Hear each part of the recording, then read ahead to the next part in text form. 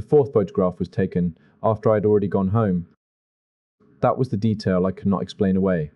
Not the wrong timestamp, not the missing coins, not the curtain moving when there was no draft in the building.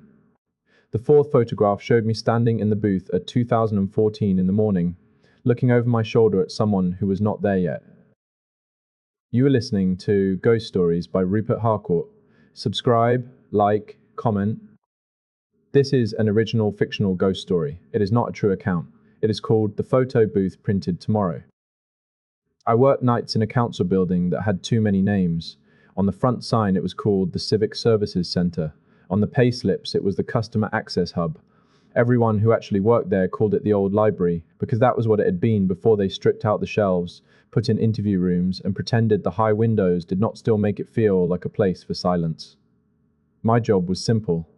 Lock the side doors, check the heating plant, walk the public floor once every hour, make sure no one had hidden in the toilets after closing, which had happened twice, both times because someone had fallen asleep waiting for housing advice.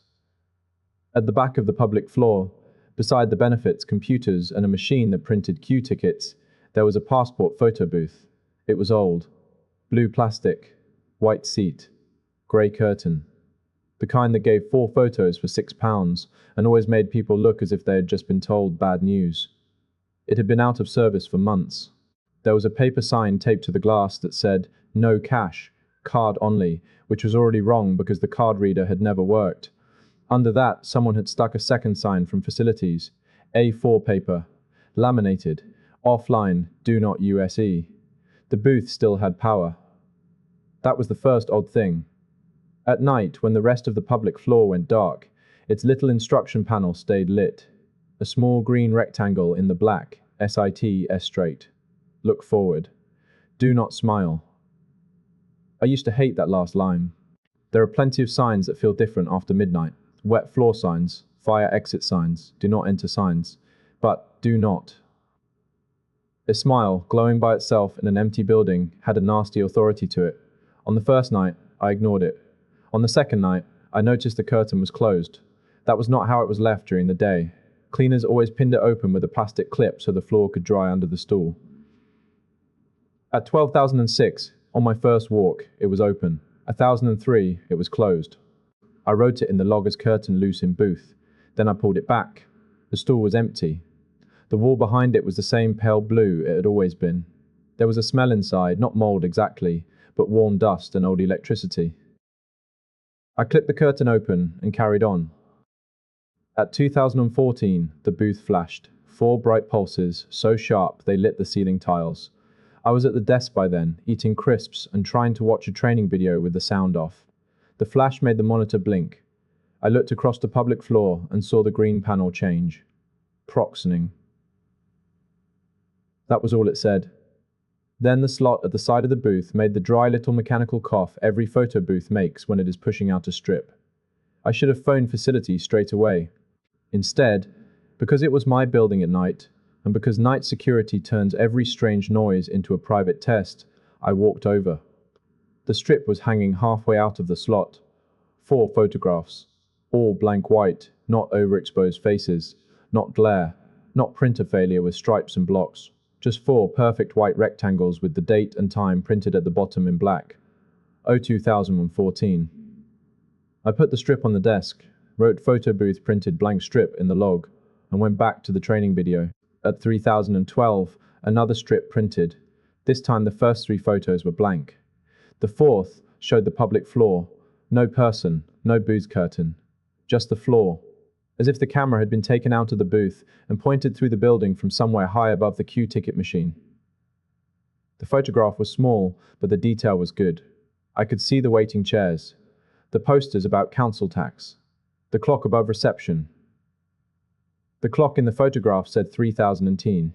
The clock on the wall, behind me as I held the strip, said 3013. I do not know how long I stood there. People always imagine fear as a rush. Sometimes it is more like paperwork. Your brain starts filing possibilities very quickly. Wrong time in the machine. Old print job. Camera fault. Someone messing about. Someone in the building. That last one got me moving. I checked the toilets. Empty. Interview rooms. Empty. Staff kitchen. empty. Archive corridor, empty. At 3005-16, I was back on the public floor with the big torch in my hand, watching the clock. At 3007, every light in the building went off except the photo booth. The green panel stayed lit. SIT. ST right. Look forward. Do not smile. Then the flash went off once. I was not inside the booth. No one was. The printer started. This strip had 4 photographs of the chair. First photograph, empty. Second photograph, empty. Third photograph, a dark shape behind the curtain, not in the chair, but standing where no person could stand, pressed right against the curved plastic wall. Fourth photograph, the chair again, empty, with the curtain moving inward as if someone had just stepped through it. I dropped the strip. It landed face up at my feet, and that was when I heard a voice from inside the booth. Not loud, not a whisper either, just a man's voice, close to the little camera. One more. I backed away until I hit the queue ticket machine. The voice came again. One more, please. The booth panel changed. Insert payment.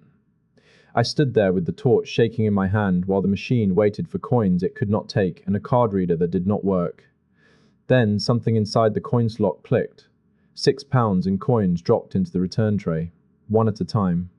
I knew the sound because I had heard it all day from people who hated that booth. Coin, coin, coin, coin, coin, coin, coin. The panel changed. Ready. The curtain drew itself closed. That should have been enough for me to leave the building. It would have been enough if the strip had not printed first, because the strip showed me. Not as I was then, backed up against the ticket machine. It showed me sitting inside the booth. First photograph, my face too close to the camera, eyes wide, mouth open as if I was about to shout. Second photograph, me turned slightly left, looking at the curtain. Third photograph, me half standing, one hand on the plastic wall. Fourth photograph, me still in the chair, but no longer looking frightened. In the fourth, I was smiling. The timestamp said 4002. It was 3022. I phoned my supervisor. No answer. I phoned the duty facilities number. No answer. Then I phoned the police non-emergency line and, halfway through trying to explain that a broken passport photo booth was printing future pictures of me, I heard the building phone ring on the reception desk. It was the old desk phone. The one nobody used because calls came through the computer system now. I told the operator there might be someone in the building and hung up before she could ask the next question. The desk phone kept ringing. It had the old double ring, the sort that sounds impatient. I went to it slowly. The display said, PH Toto booth. I did not know the phone system could display that. I picked it up. There was breathing on the line. Then the same man's voice said, You are late. Behind me, the booth flashed. I turned. This strip came out fast, as if the machine had been waiting with it already printed. 4 photographs again. First, the public floor from high up, with me at the desk holding the phone. Second, the public floor with me halfway across it. Third, the booth with the curtain open. Fourth, the booth with me inside it. The timestamp on all 4 said 3024. The clock on the wall said 1023. I put the phone down and started walking to the staff exit. That is the part I still have dreams about, not running, walking. Because something about that room made speed feel dangerous. The way a dark stairwell can make you slow down because the wrong footstep would prove you're being followed. I crossed the staff corridor. I badged the door. It clicked green. The corridor beyond should have led to the loading bay. Instead, it led back to the public floor, to the photo booth. The green panel was waiting. SIT, straight. Look forward. Do not smile. I tried the door again. Same thing. Badge, click, public floor. I tried the fire exit. Alarm bar down, door open, public floor. Each exit returned me to the same place, and each time I came back, the booth was closer. Not moving while I watched, just closer than before. By 3031, it was no longer against the back wall. It was in the middle of the public floor, facing reception like a person waiting to be called. The curtain was open. The stool was empty. The voice from inside said, You only have to sit. I do not remember deciding to do it. That is the part I find hardest to admit. I remember the smell of warm dust. I remember the blue plastic walls. I remember lowering myself onto the stool because the room had become impossibly silent, and the silence seemed to press on the back of my neck until sitting down felt like a way to make it stop. The curtain closed by itself. The panel changed. Look, forward. The camera lens was a little black circle above my own reflection. In the reflection, behind my head, there was a man's face where the curtain should have been. Old. Grey. Damp-looking. Not angry. Not pleading. Expectant. The flash went off. I shut my eyes. The second flash went off. The man's voice said, "No. Forward." I opened my eyes. In the little reflection, his face was closer. Third flash. His mouth moved before the sound reached me. "Now smile." I did not. Fourth flash. The next thing I knew, I was outside in the staff car park, on my knees in the rain, with the fire alarm sounding behind me. It was 4006. Police arrived at 4008. Facilities arrived after that. By then, the photo booth was back against the rear wall.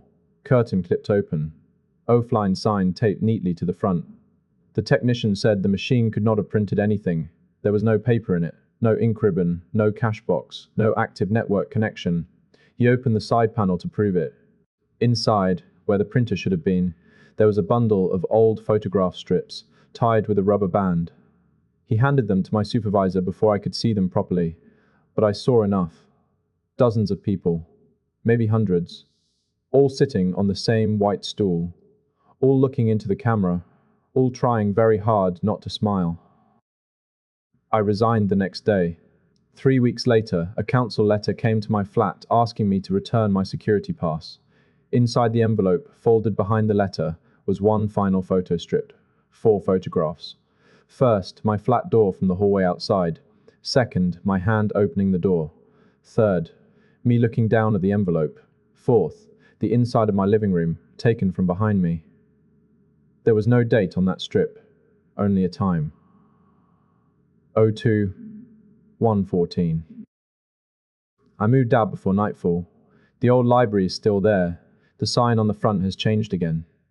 I passed it once on a bus and saw people queuing inside for help with forms, phones, housing, debts, all the ordinary things that bring people into council buildings. At the back of the floor, near the ticket machine, the photo booth was still plugged in. The curtain was closed. And through the glass front, just for a second as the bus pulled away, I saw the green panel light up. Sit. Straight. Look forward. D.O., not S-smile. Respectful comments only. If you want another original ghost story from Rupert Harcourt, subscribe, like, and leave the setting you want next.